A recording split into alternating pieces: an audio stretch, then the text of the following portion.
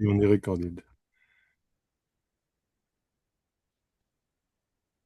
Bonsoir, bonsoir à toutes et à tous. Merci de votre venue dans ce troisième webinaire de la liste engagée au Japon. Aujourd'hui, nous recevons la sénatrice des Français de l'étranger, Mathilde Olivier. Avant de commencer, je voudrais simplement vous indiquer que nous sommes entourés d'un certain nombre de membres de l'équipe.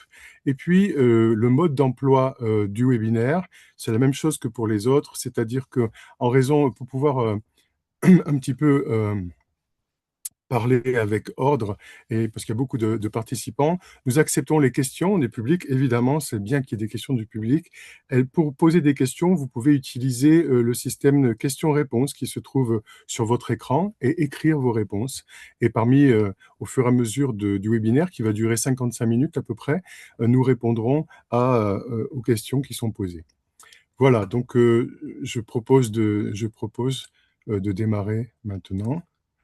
Et donc, Mathilde Olivier, bien, vraiment, merci beaucoup de nous faire l'honneur de ta présence ce soir. Et bon, je te présente de façon extrêmement simple en disant sénatrice des Français de l'étranger, sauf erreur, la plus jeune des sénatrices aussi, c'est quand même un titre important à savoir. Et je te donne peut-être la parole pour te présenter comme tu le souhaites. Merci François, et c'est un plaisir de pouvoir vous rejoindre ce soir pour vous, encore en journée pour moi, et de pouvoir soutenir la liste que tu mènes François avec toute cette équipe au Japon, engagée au Japon.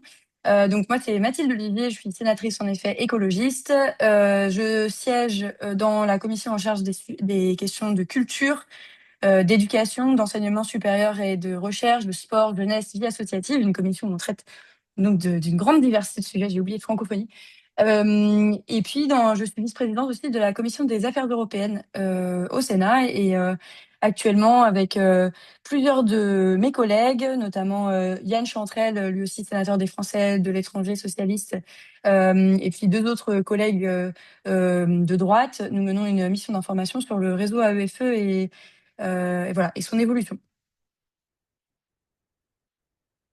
Merci beaucoup pour cette présentation euh, intéressante et développée. Je vois qu'il y a des noms de commissions qui sont assez à rallonge.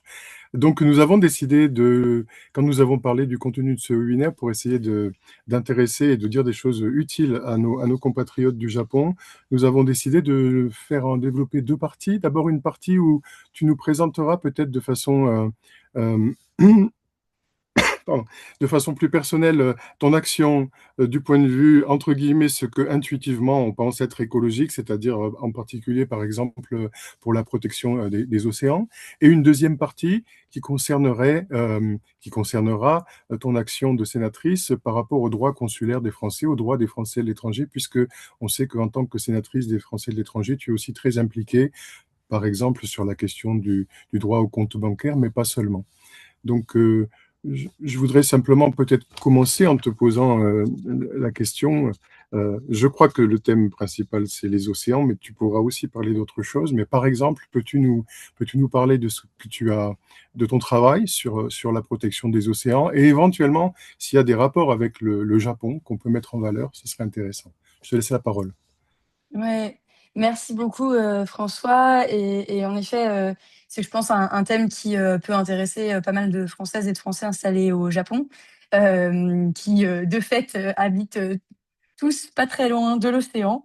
Et on a des enjeux qui sont mondiaux aujourd'hui autour de cette protection de nos océans face à des pressions qui sont multiples sur les écosystèmes marins, à la fois liées à la surpêche, qui est la première cause de la perte de biodiversité dans les océans, mais aussi du changement climatique, de la pollution, des espèces invasives qui sont donc voilà, ça représente donc un cocktail de problématiques qui impactent et de pressions qui impactent assez directement nos océans et qui nécessitent donc de pouvoir mener des actions de protection, pas seulement pour les beaux yeux des écosystèmes marins, mais aussi parce que aujourd'hui sur Terre, ce sont plus d'1 milliard d'êtres humains qui dépendent pour leur consommation de protéines, de ressources halieutiques, de poissons. Et c'est donc le fait de protéger les océans et les écosystèmes marins, c'est aussi un moyen de protéger la santé, la sécurité alimentaire de nombreuses populations à travers le monde. Et moi, plus spécifiquement, dans ce cadre-là, j'ai travaillé sur une proposition de loi et je continue à travailler sur ce sujet, sur les aires marines protégées. Donc, le fait de mettre en place des aires qui soient réellement protégées, donc avec une protection stricte, on s'est fixé des objectifs à l'échelon français, à l'échelon européen et à l'échelon international, d'atteinte d'objectifs en matière de protection, en matière d'aires marines protégées. Et notamment, l'objectif qu'on s'est fixé à l'échelon international, c'est 30% d'aires marines protégées, dont 10% en protection stricte. Le problème, c'est que en France, aujourd'hui, on ne définit pas ce que serait une protection stricte. On définit plutôt une protection qu'on appellerait forte et qui ne correspond pas vraiment aux standards internationaux voilà, des différentes conventions qu'on a signées en la matière. Et donc, la proposition de loi que j'ai déposée l'année dernière, qui a été discutée l'année dernière pendant le sommet des Nations Unies sur les océans qui avait lieu à Nice, c'était de demander une définition beaucoup plus claire de cette protection pour les eaux françaises, puisque nous avons une responsabilité qui est très importante, puisque la France est à la deuxième zone économique exclusive du monde après les États-Unis, dans un contexte où les États-Unis sont en train de revenir sur toute leur réglementation en matière de protection des océans. Eh bien, la France a un rôle important à jouer en la matière. Et donc, le fait de pouvoir mettre en place ce type d'aire marine protégée était pour nous une solution. Malheureusement, ma proposition de loi n'a pas été adoptée, mais la France s'est quand même fixé ses objectifs et on continue à voir quelles politiques peuvent aujourd'hui être mises en œuvre. Ce que disent les scientifiques, c'est que seulement 0,1% des eaux françaises sont aujourd'hui réellement protégées avec une protection stricte, donc dans laquelle il n'y ait pas d'extraction de ressources, que ce soit de poissons, de sable. Voilà, et d'avoir vraiment des zones protégées, ça ne représente que 0,1% des eaux françaises. Et donc, on a un véritable enjeu puisque c'est l'un des moyens les plus utiles. Je vous parlais de toutes ces pressions qu'on a sur les océans. En fait, le moyen que les écosystèmes marins puissent résister au mieux à toutes ces pressions, c'est d'avoir des écosystèmes résilients, donc qui soient divers et qui soient en bonne santé, parce que c'est ainsi que ces écosystèmes peuvent résister aux pressions, mais aussi permettre une régénération de nos ressources halieutiques notamment, puisque lorsqu'une zone est bien protégée, eh bien, elle a tendance ensuite, il y a un effet qu'on appelle l'effet spillover, et donc autour de la zone, quand la zone est bien, voilà, c'est bien régénéré, ben, en fait, les poissons, ils débordent autour de la zone réellement protégée, et ça permet aussi des bénéfices importants, par exemple, pour les pêcheurs. Alors maintenant, pour faire un petit lien avec le Japon, lorsque je suis venue au Japon il y a quelques mois maintenant, Oui, c'était en septembre. j'avais pu échanger avec un certain nombre d'acteurs qui travaillent sur la protection des océans et aussi d'ailleurs sur Terre, d'un point de vue, parce que là, les aires protégées, c'est pas seulement un sujet en mer, mais aussi un sujet sur Terre.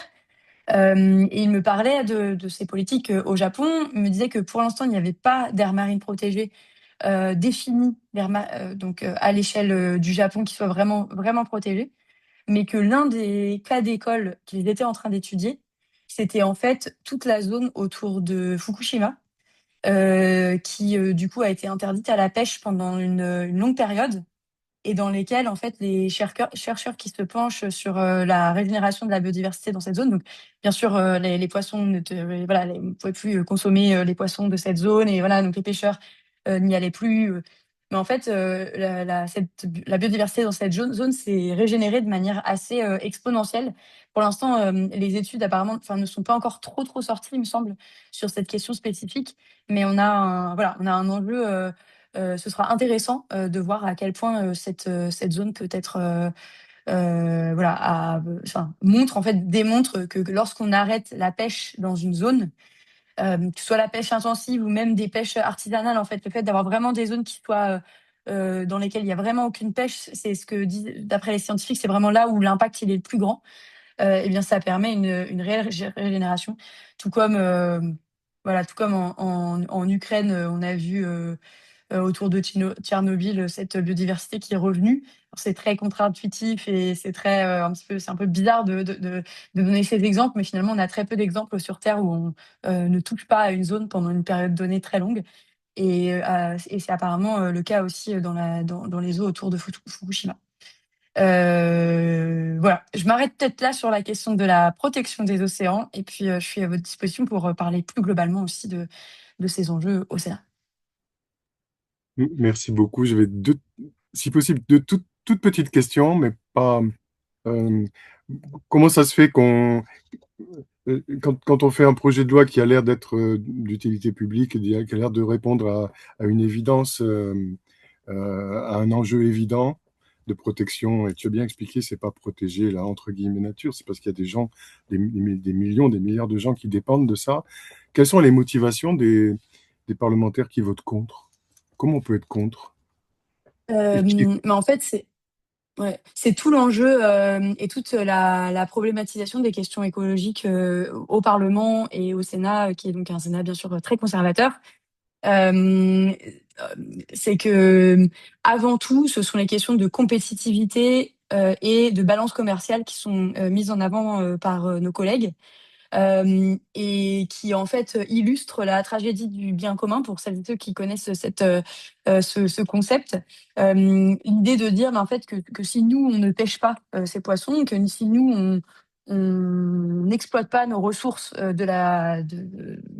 voilà le plus possible et de la manière la plus productive possible, mais en fait ce sera d'autres qui en profiteront. Et c'est l'un des paradoxes très importants dans le domaine de la pêche. Parce que on n'est de fait pas, c'est pas comme dans l'agriculture où on a son terrain et bien sûr on est impacté par les terrains des autres à côté. Mais là en fait tout le monde est sur la même zone et en fait les pratiques destructrices de certains impactent tout le monde et celles et ceux aussi qui essayent d'être sur des pratiques plus vertueuses. Et donc bon. Voilà, et donc l'enjeu et les problématiques qui nous sont remontées par nos collègues de droite, c'est avant tout cette question-là. Et donc c'est en fait un paradoxe à ne pas réussir à prendre en compte la finitude des ressources comme une question qui doit être traitée, puisque la ressource halieutique, elle n'est pas inépuisable et on a déjà perdu. Il y a plein d'études qui montrent à quel point sur différentes espèces, on a perdu un pourcentage énorme des ressources halieutiques qu'on avait il y a encore 100 ans.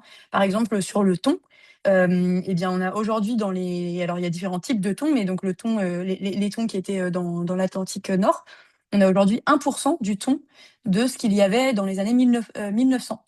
Donc en fait, notre vision du monde et notre vision des ressources, elle n'est pas du tout euh, voilà, représentative de ce qu'a été la biodiversité et la richesse des ressources et ce qui représentait du coup un effort aussi bien moindre pour aller chercher ces ressources il y a encore quelques dizaines d'années. Voilà, donc c'est vraiment cet enjeu-là. Et puis, bien sûr, il y a des lobbies très importants de la pêche industrielle qui sont présents en France. Vous avez peut-être vu qu'un nouveau bateau-usine de plus de 200 mètres a été inauguré il y a peu et va pêcher dans les eaux françaises, notamment dans la Manche.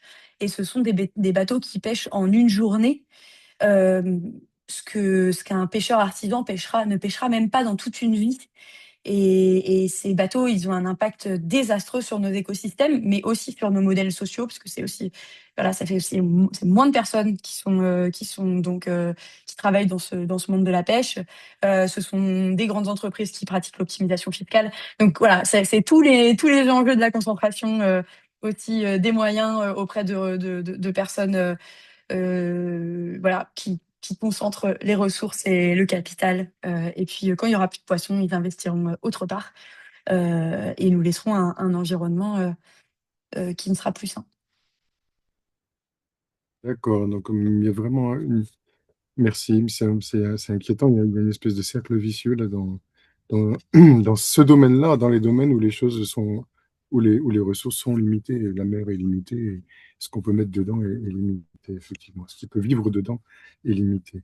Merci. Je me tourne vers l'équipe pour voir si quelqu'un souhaite réagir sur ce qui vient d'être dit.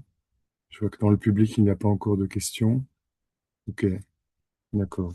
Bon, je te propose de poursuivre Je ne sais pas si tu souhaites développer un autre thème général aussi correspondant à ce genre de thématique ou si tu veux, ou si tu veux tourner.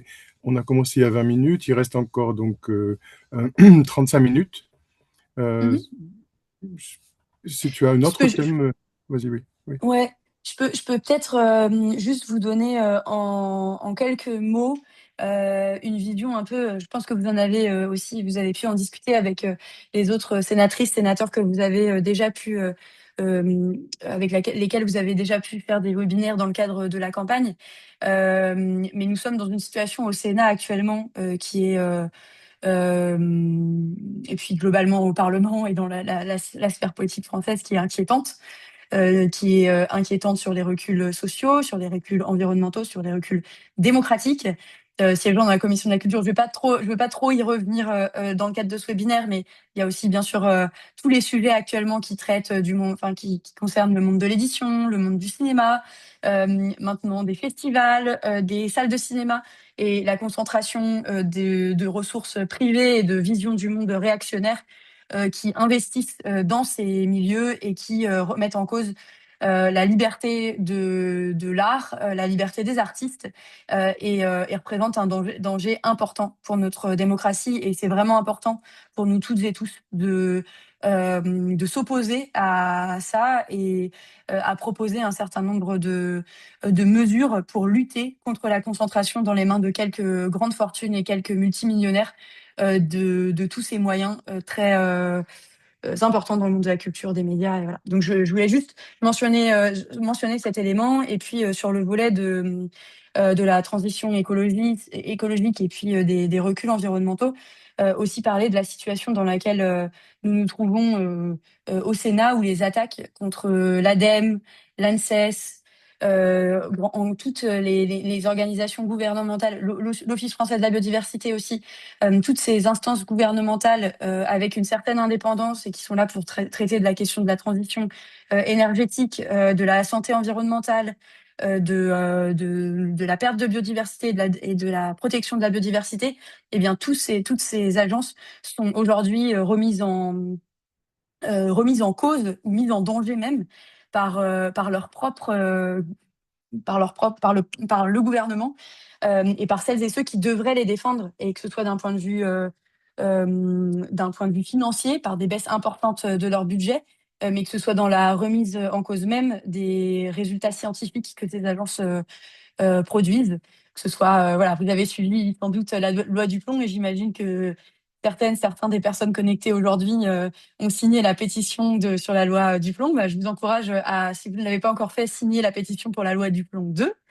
Euh, mais voilà, on a vraiment une attaque sur cette question des pesticides, sur la question des intrants, avec le cadmium aussi, avec ce nouveau scandale qui a été lancé et qui montre qu'on arrive en bout de course sur l'agriculture intensive, là aussi, et la nécessité de protéger la santé des Françaises et des Français face à ces scandales sanitaires qui sont déjà présents, qui rencontre encore une résistance forte. Mais comme on l'a connu dans d'autres domaines avant cela, on a connu des grands scandales sur l'amiante, sur la cigarette, sur les industries pétrolières, et puis sur le changement climatique plus globalement. Et il faut qu'on puisse lutter et donner aussi toute la place aux scientifiques qui travaillent sur ces études pour que voilà, pour qu'on aboutisse à une meilleure régulation dans ces domaines. Merci beaucoup. Il y a Florian dans notre équipe qui souhaite réintervenir pour poser une question. Donc, je donne la parole à Florian. Oui, merci brièvement. Si on a un petit peu de temps, je voulais rebondir sur le premier thème, un petit peu les questions de pêche intensive et voilà, où si on le fait pas, c'est d'autres qui exploiteront les ressources, etc. Dans quelle mesure des questions de coopération internationale permettent de dépasser un petit peu cet aspect de si c'est pas nous, c'est les autres? Est-ce que la coopération internationale au sens large aide? Est-ce que l'Union européenne en particulier permet de traiter ces sujets-là? Et puis aussi, quand on entre dans des questions d'accords de libre-échange avec diverses parties du monde. D'un certain côté, c'est positif parce qu'on a besoin de multilatéralisme, on a besoin de travailler ensemble pour avancer là-dessus. Mais il y a peut-être un risque aussi de descendre au seuil le plus bas, de s'aligner sur ceux qui ont des pratiques moins bien que les nôtres pour rester concurrentiels. Est-ce que tu pourrais développer un petit peu là-dessus, comment ces différents aspects impactent la question pour... Tout à fait. Bah, en tant qu'écologiste, dans le cœur même de notre projet, la question, enfin l'intégration européenne, et la volonté d'avancer vers une plus grande intégration européenne, mais une Europe qui réponde à ces standards environnementaux et sociaux, ben, c'est au cœur du projet écologiste parce qu'en fait, on ne peut pas traiter de ces questions à l'échelon uniquement français, comme tu le disais, tout comme au niveau uniquement européen. Alors l'Europe nous permet un certain nombre de garde-fous. Par exemple, sur les aires marines protégées dont je parlais, en fait, il y a des règles, il y a des directives qui ont été votées à l'échelle européenne sur le fait que les pays de l'Union européenne devaient mettre en place 30% d'aires marines protégées. Et donc là, maintenant, on a plusieurs ONG que j'ai pu soutenir aussi ces derniers mois qui ont attaqué la France pour non-respect de ses obligations en termes d'aires marines protégées et de standards de ce que devrait être une aire marine protégée, par exemple avec du chalut de fond dans les aires marines protégées qui détruit les fonds marins et qui pêche de manière non sélective les poissons. Voilà, donc ça c'est un premier aspect. Et puis à l'échelon international, oui, il y a aussi, c'était tout l'enjeu du sommet des Nations Unies qui avait lieu en juin dernier, que de mettre en place un certain nombre de réglementations communes ou de se mettre autour de la table avec un cadre commun, notamment pour la mise en place, pareil, d'aires marines protégées dans les eaux internationales. Après, sur la question de la pêche, on a un énorme enjeu parce que c'est pareil, enfin, il y a des pêcheries, notamment chinoises, par exemple, absolument énormes qui se développent et qui vont sur dans les eaux du monde entier. Mais juste pour revenir sur les aires marines protégées, ben, on a réussi à mettre en place un cadre commun à l'échelon international. La question, c'est ensuite à quel point, et c'est là tout le paradoxe de la position française sur ces sujets et que nous, on essaye de pointer aussi, c'est que à la fois, on se donne ces grands objectifs, on annonce la signature d'un traité sur enfin, pour le fait pour pouvoir mettre en place des aires marines protégées en haute mer. Mais dans les faits, dans nos propres eaux, où on est sous juridiction française, on ne met pas en place ces politiques. Donc, c'est aussi un peu un moyen à travers. C'est un peu double. C'est à la fois hyper important qu'on se mette ensemble et qu'on essaye d'avancer à l'échelon international. Et à la fois, si c'est juste pour faire des grandes annonces entre chefs d'État et que ensuite la réelle protection, elle n'est pas vraiment appliquée là où on peut l'appliquer de la manière la plus efficace, c'est-à-dire dans les eaux nationales, ben c'est difficile ensuite de considérer qu'on pourra avancer de manière cohérente à l'échelon international. Donc voilà, donc c'est à la fois voilà, c'est un petit peu voilà, c'est en demi-teinte cette question Mhm. des traités internationaux et de leur mise en œuvre. Merci. Merci beaucoup. Merci pour cette question, Florian. Merci beaucoup, Mathilde, pour cette remise en contexte par rapport à ce qui peut se faire internationalement. Euh, Ça va être la transition classique qu'on fait quand on dit qu'il n'y a pas de transition. Je pense que les personnes qui sont venues participer ce soir, et nous aussi, souhaitons maintenant passer donc du global au plus local et au plus concret. Et il y a deux choses, il y a deux catégories de local. Tu as donné un des sous-titres de notre réunion, c'était quelle écologie concrète pour les Français de l'étranger. Et il y a, je pense, deux thèmes, deux grandes séries de thèmes sur lesquels on aimerait échanger avec toi. D'abord sur les thèmes généraux sur les Français de l'étranger, en particulier cette question du droit au compte bancaire qui a donné lieu à une proposition de loi, je crois, il y a quelques jours. Et c'est un sujet important et on a même un des membres de notre équipe qui pourra témoigner d'avoir été confronté à cette question. Et j'arrive plus à... Voilà. Et puis aussi, parler aussi de ce qu'on peut faire, nous, euh, petits Français de l'étranger, pas très nombreux, dans un grand pays très peuplé. Est-ce qu'il y a quelque chose... Enfin, bon, nous, on a quelques idées, évidemment, mais à échanger avec toi sur ces idées concrètes qu'on pourrait avoir. Et je sais pas si on pourrait peut-être éventuellement même commencer carrément par le témoignage de celui d'entre nous qui a été confronté à la fermeture du compte bancaire récemment. Andrew, je ne comprends pas pourquoi. J'ai l'impression que c'est Florian qui est affiché alors qu'il ne parle plus, et je ne sais pas pourquoi.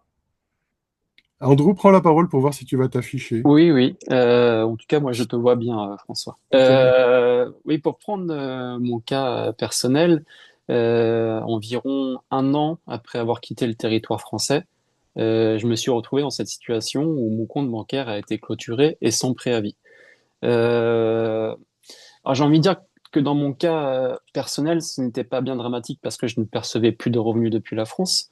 Mais je pense aux gens qui ont peut-être un crédit et qui transitent via leur compte bancaire français pour le rembourser. Je pense aux gens qui ont peut-être un ou plusieurs biens immobiliers, tant mieux pour eux, et qui reçoivent de l'argent sur leur compte bancaire français. Et je pense surtout aux retraités qui ont comme seul revenu leur pension. Et si du jour au lendemain, on leur coupe leur compte bancaire, bah, du jour au lendemain, ils n'ont plus de revenus. Et là, ça a des effets dramatiques sur le plan humain. Je pense qu'il y a beaucoup de gens concernés, et c'est à peu près voilà, sur le sujet sur lequel je voulais intervenir, et j'en profite pour te remercier de ta présence, Mathilde. Voilà. merci, merci Andrew. C'est une excellente introduction. Donc, on aimerait savoir ce que tu as voulu faire, ce que tu as fait. Je sais que tu n'es pas seul, mais quel est votre travail Mhm. par rapport à cette question des comptes bancaires? Ouais, en fait, c'est un sujet qui est, pour nous, Françaises et Français de l'étranger, assez présent. En fait, il suffit de demander autour de soi et assez rapidement, on rencontre des personnes. Alors, on n'en parle peut-être pas à la table du dîner avec ses amis. C'est pas le sujet le plus passionnant de la Terre, mais en fait, ça touche énormément de gens à l'étranger. Et une étude qui a été menée par Français du Monde, association dont il me semble qu'une grande partie de la liste fait partie et dont je fais moi aussi partie, une grande étude qui avait été menée par Français du Monde l'année dernière avait montré que sur donc 22 000 répondants à leur étude sur les problématiques des Français de l'étranger, 60% des Françaises et Français rencontraient des difficultés relatives à leur compte bancaire et 5% des personnes avaient vu leur compte bancaire fermé de manière unilatérale. Donc en fait, c'est une problématique où on le voit là qui touche de très nombreux Français, puisque enfin, avec seulement 22 000 personnes qui répondent, on a déjà 60% des personnes qui témoignent de leurs difficultés. C'est une problématique majeure. Et donc, ce qu'on a essayé de faire dans le texte qu'on a pu déposer avec ma collègue Mélanie Vogel, c'est de répondre de manière assez concrète sur certains aspects de cette problématique. La première, c'était celle de l'ouverture du compte bancaire. Donc, lorsqu'on est à l'étranger, on devrait pouvoir avoir accès à l'ouverture d'un compte bancaire. Andrew a parlé des différentes applications dans lesquelles on a besoin d'un compte bancaire pour différentes raisons lorsqu'on peut être à l'étranger. Et bien en fait, pour beaucoup de banques, un certain nombre de barrières empêchent aux Français de l'étranger d'accéder à l'ouverture de comptes. Que ce soit une adresse en France, que ce soit enfin, la nécessité d'indiquer une adresse en France, un numéro de téléphone, des pièces justificatives qu'on n'a pas forcément. Et tout ça fait que beaucoup de Français se voient un peu dans la situation de devoir abandonner l'ouverture de ce compte. Ou alors passer par des banques en ligne qui, pour certaines, ça fonctionne mieux, mais pas forcément pour toutes. Et puis les banques en ligne, voilà, ça peut pas être seulement ce modèle-là qu'on porte et qu'on pousse. Et donc, ce qu'on a demandé dans le premier article de notre proposition de loi, c'était le fait que la banque postale ait une mission de service public en la matière et soit dans l'obligation d'ouvrir des comptes bancaires aux Françaises et Français de l'étranger qui le demandent. Alors un compte bancaire vraiment de base pour vraiment garantir le droit au compte. Donc un compte bancaire voilà, avec vraiment voilà, donc les services de base, mais qui soit comme ça proposé et qui permettent à tous ces Français d'accéder à un compte bancaire. Et puis l'une des autres problématiques, je ne sais pas si ça a été ton cas, en gros, au moment de la fermeture de ton compte, c'est que en gros, le délai aujourd'hui pour faire appel, donner des pièces justificatives supplémentaires lorsqu'une banque annonce qu'elle va fermer votre compte bancaire, c'est un délai de 2 mois.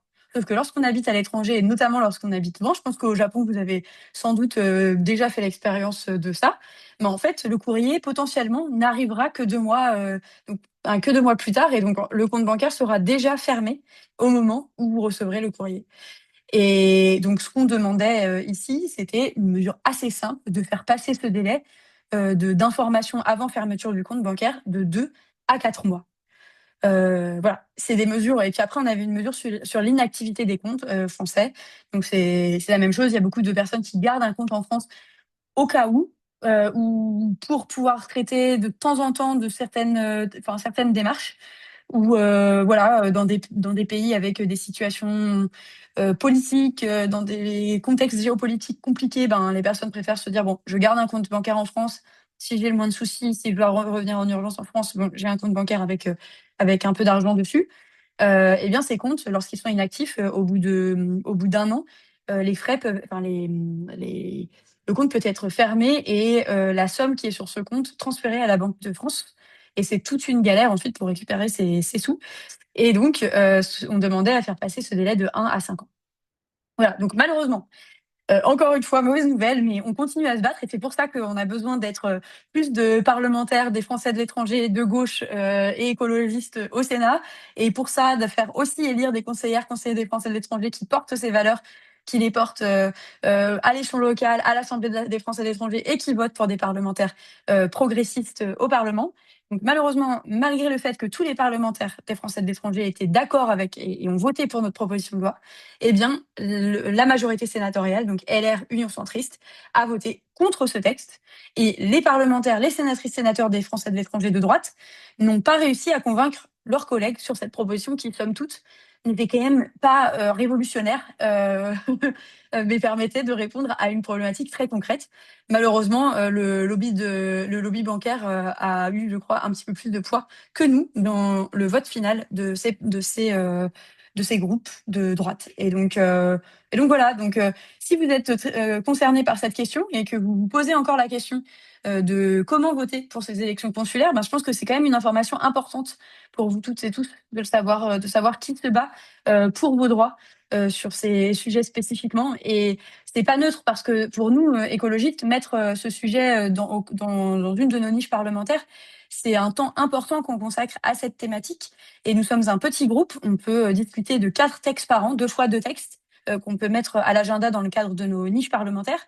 Et donc le fait que nos collègues aient accepté qu'on puisse prioriser un sujet français de l'étranger à ce moment-là, ben, c'est aussi un signe important de l'importance qui est donnée à nos compatriotes français de l'étranger au sein de notre groupe politique.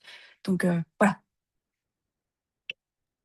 Merci beaucoup, je Mathilde. m'arrête là sur cette question. C'est très clair et c'est assez invraisemblable que le résultat est assez invraisemblable. Enfin, il nous met bien en valeur le fait que les choses, même de notre vie quotidienne, même des choses très concrètes, tout est lié aussi aux problématiques politiques, aux problématiques politiques qui se passent au Parlement, qui se passent et qui dépendent de qui est élu au Parlement. Donc, il y a un rapport très exact.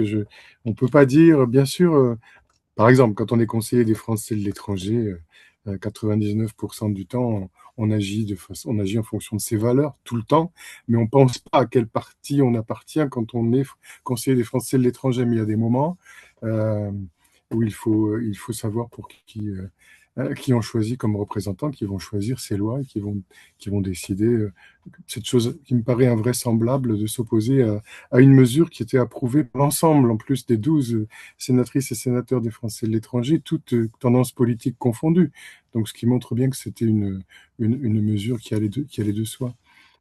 Je, je pense sur le compte bancaire, je crois qu'on va. Mais je crois vraiment que c'est un combat qu'il faut poursuivre. Enfin, moi, en tant que conseiller, donc c'est une évidence, on l'a déjà dit, en tant que conseiller des Français du Japon, ça m'arrive 2 ou 3 fois par an qu'on s'adresse à moi pour me dire j'ai un problème avec ma banque. Ça m'est arrivé plusieurs fois régulièrement et j'explique tout ce qu'on peut faire, mais en expliquant tout d'abord au tout début, c'est on n'a pas les moyens de s'opposer de façon absolue et si la banque fermer votre compte, ce n'est pas illégal. C'est ce qu'il faut dire aux gens, puisque cette loi qui donne le droit au compte bancaire pour les Français de l'étranger n'existe pas. Il y a un droit au compte en principe en France, mais qui est extrêmement difficile et en de fait impossible à mettre de droit au compte bancaire. Je pense qu'il nous reste 10-15 minutes.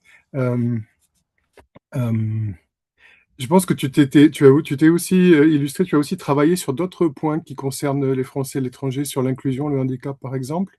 Et peut-être que tu peux mentionner ces thèmes aussi te, qui te mobilisent. Et puis ensuite, on pourrait échanger ce que tu as concrètement, ce qu'on peut faire, nous. Voilà. Mais peut-être un autre thème sur les Français et l'étranger. Oui. Ouais.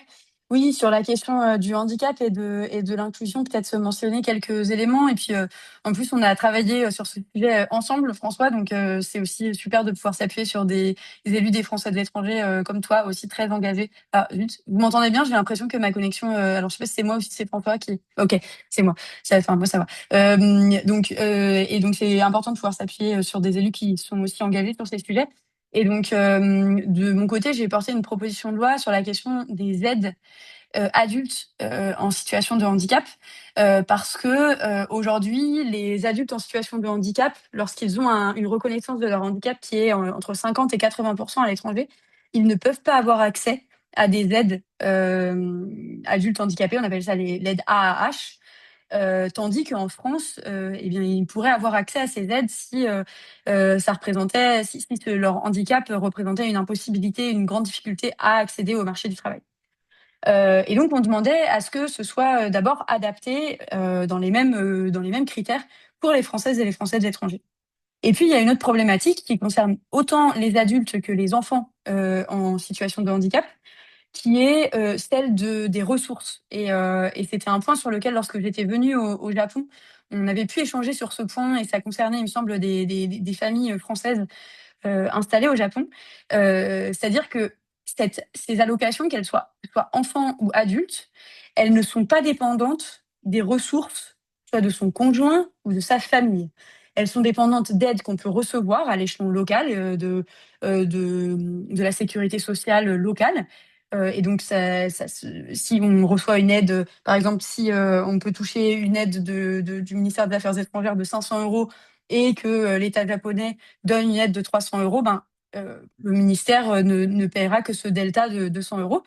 Mais en fait, on demande aux personnes qui déposent des dossiers beaucoup d'informations relatives à leur situation financière, à la situation financière de leur famille.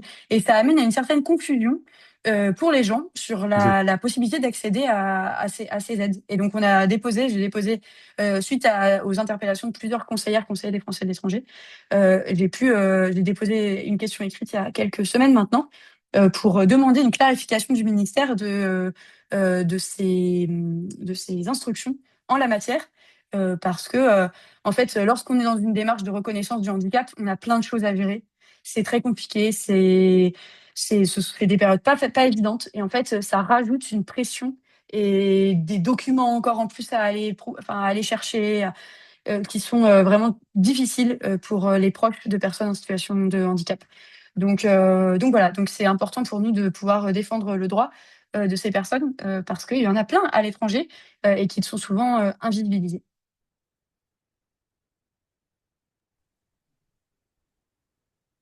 Merci beaucoup. Je pense qu'il y aurait, euh, oui, cette question des dossiers de demande d'allocations handicapées ou qui sont présentés comme étant un droit pour les adultes handicapés, par exemple, et où on demande des détails extrêmes sur les revenus, le patrimoine des parents. Ça met souvent les familles vraiment en difficulté parce que déjà, c'est compliqué de faire la démarche. Et puis, ils trouvent que c'est injuste. Ils demandent pourquoi on nous demande des choses sur nous alors que c'est un droit personnel de l'enfant ou de la personne qui est handicapée.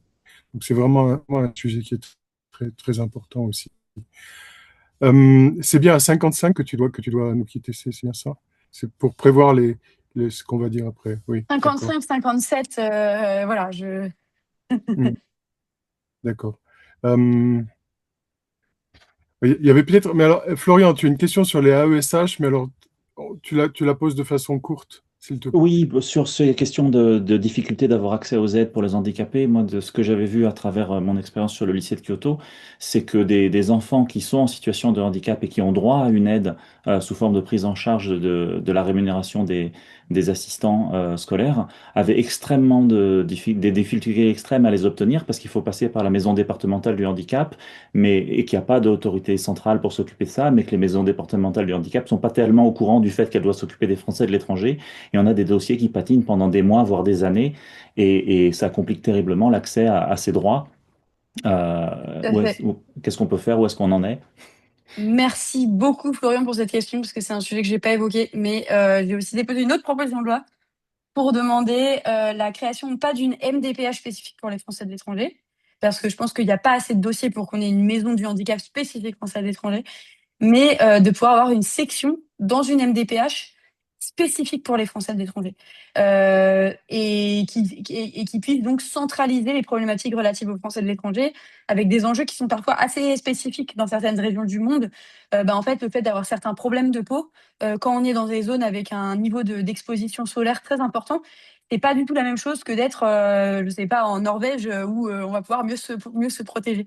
En fait, il y a pour le coup la reconnaissance du handicap doit pouvoir aussi s'adapter, où c'est pareil, quand on est en fauteuil roulant dans un pays dans lequel la mobilité réduite est assez difficile, ça a un impact aussi important ensuite sur la personne et la capacité de se mouvoir dans son environnement. Et donc tous ces éléments, ils doivent pouvoir être pris en compte. Il y a des MDPH qui traitent très bien de ces sujets, qui se sont un peu spécialisés sur les sujets français de l'étranger. Et donc, il y a un peu des filons comme ça qui se développent avec les personnes qui travaillent beaucoup sur ces questions de handicap. Mais donc, on a besoin maintenant de rationaliser ça et de pouvoir avancer de manière cohérente pour accompagner les personnes en situation de handicap et notamment les enfants. Et donc voilà, donc on a demandé cette MDPH, cette section spécifique aux Français de l'étranger. Je pense que si à un moment donné on a un projet de loi relatif aux Français de l'étranger qui est mis à l'ordre du jour, on arrivera à faire passer cette mesure parce qu'elle est assez consensuelle et on a réussi à convaincre quand même pas mal de nos collègues sur cette question. Et donc voilà, donc j'espère qu'on pourra avancer sur ce sujet. Super nouvelle, J'essaye de merci. faire court. Merci beaucoup. Nous avons tous envie de passer aux mesures concrètes, mais je crois qu'il y a une question importante par Cédric. Je vais donner la parole à Cédric, qui pourra peut-être même faire lui-même la transition vers une question locale. Cédric? Oui, Vas-y. j'ai vu Mathilde, donc que tu avais déposé il y a quelque temps un projet sur les aides en faveur des Français établis hors de France pour demander une réévaluation continue et transparente des aides. Et j'aimerais bien en savoir un peu plus justement sur le but de ce projet et à quoi il veut répondre, aux difficultés auxquelles il veut répondre. Merci beaucoup, Cédric. En effet, on a déposé cette proposition aussi avec ma collègue Mélanie Vogel. L'idée, c'était que donc aujourd'hui, on a une enveloppe pour les aides sociales pour le monde entier, qui est une enveloppe qui est fixe. Et on a des conseils un conseil national sur les aides sociales, dans lequel la ventilation de ces bourses et de ces aides sociales est discutée. Et en fait, on est dans une situation où on est à moyen constant depuis des années, ce qui amène à ce que, en fait, année après année, les personnes qui siègent, et il y a plusieurs élus des Français de l'étranger qui siègent dans cette commission nationale des aides sociales, se retrouvent à devoir déshabiller Paul pour habiller Pierre. C'est ça exactement l'expression, pour pouvoir répondre aux problématiques spécifiques en fonction des taux de change, en fonction de crises sanitaires ou de crises géopolitiques importantes dans une zone. Bref, et donc en fait de traiter et donc de faire baisser des niveaux d'aide dans certains pays. Enfin, si on expliquait ça en France, qu'on pourrait réduire le budget de la CAF du Nord-Pas-de-Calais pour renflouer les caisses de la CAF de Bretagne, ça paraîtrait complètement lunaire.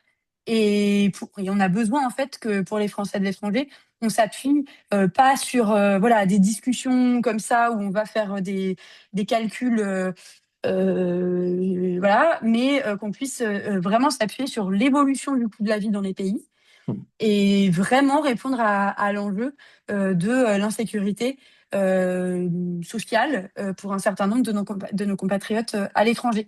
Et ça, c'est vraiment, voilà, c'est un sujet sur lequel il faut absolument qu'on avance.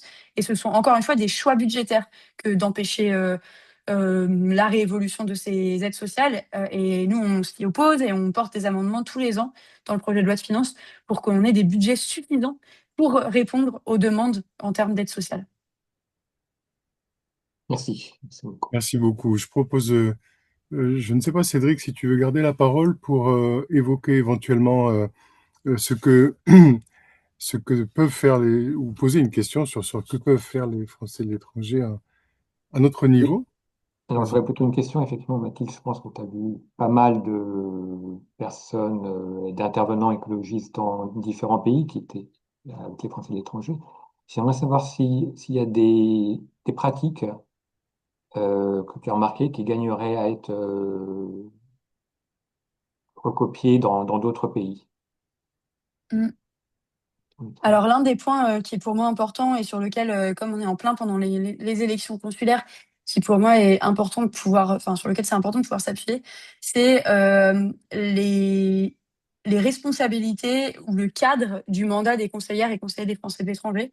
Je pense que François a beaucoup d'expérience sur l'exercice de ce mandat ces dernières années et a aussi tenté de faire des choses, voilà, et de pouvoir exercer ce mandat, pas seulement pour débattre des bourses scolaires ou du soutien au tissu associatif, même si c'est très important et c'est au cœur des missions des conseillères et conseillers des Français de l'étranger, mais de pouvoir aussi élargir sur des enjeux plus larges qui concernent les Françaises et les Français de l'étranger. Par exemple, quand on parle d'éducation, pas seulement parler des lycées français à Tokyo et à Kyoto, mais pouvoir aussi élargir avec, par exemple, un conseil consulaire sur les questions d'éducation de manière plus globale, pouvoir discuter aussi de la question des flammes, des labels France Éducation, et de voir comment toute cette offre, en fait, elle entre en cohérence avec les besoins et les demandes des Françaises et des Français établis hors de France.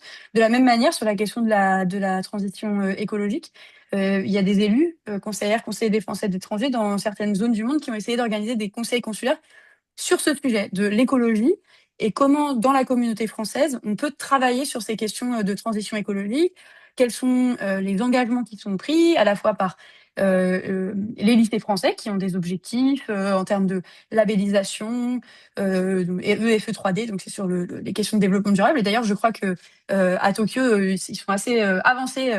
Kyoto, j'avais pas pu m'y rendre, mais à Tokyo, en tout cas, c'était assez avancé sur la mise en place de ces objectifs, mais aussi pour les emprises diplomatiques, en termes de rénovation énergétique des bâtiments, par exemple, comment ces aspects-là avancent aussi. Et puis globalement, pouvoir soutenir des initiatives menées par des Françaises et des Français à l'étranger qui traitent de ces questions parce que de fait, le changement climatique, la perte de biodiversité, ce sont des problématiques transnationales qui impactent les Françaises et les Français partout dans le monde. Et le fait de traiter de ces questions, ben, c'est en fait aussi un enjeu pour les Françaises et les Français localement. Il y a aussi tous les enjeux relatifs à la sécurité quand on parle d'écologie.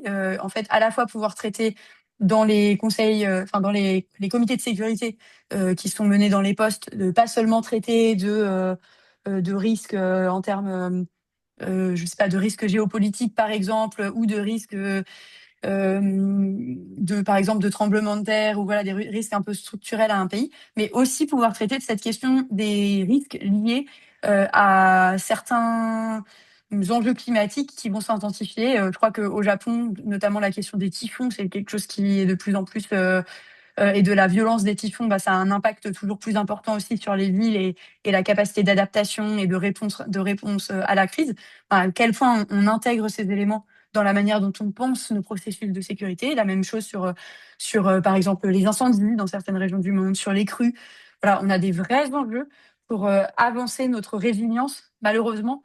Pas être seulement dans lutter contre le changement climatique en lui-même, mais aussi notre adaptation aux conséquences du changement climatique et de traiter de ces questions aussi.